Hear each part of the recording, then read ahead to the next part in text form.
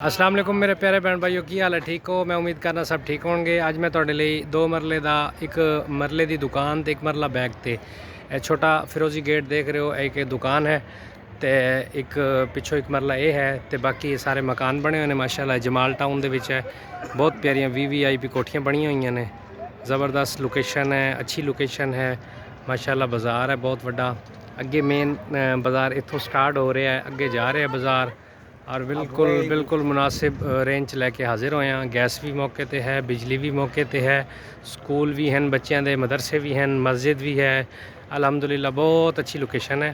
तो बाकी जिस भैन भाई नूं चाहिदा होवे मैं डिस्क्रिप्शन च अपना नंबर ला देंगा तो रब्ता करके वो मेरे को लै सकता है। बाकी अल्लाह खैर करेगा इंशाल्लाह। ऐसी अच्छी वीडियो तुहाडे लई लैके हाजिर होंदे रहेंगे। तो दुआवां की दरखास्त है जी, अल्लाह तुहानूं खुश रखे। चैनल को सबसक्राइब कर लेना, बैल आइकन दबा देना तो ओके जड़ा है ना लाइक भी कर देना, अच्छे कमेंट्स भी कर देना। मेहरबानी, जज़ाकल्लाह, अल्लाह हाफिज़।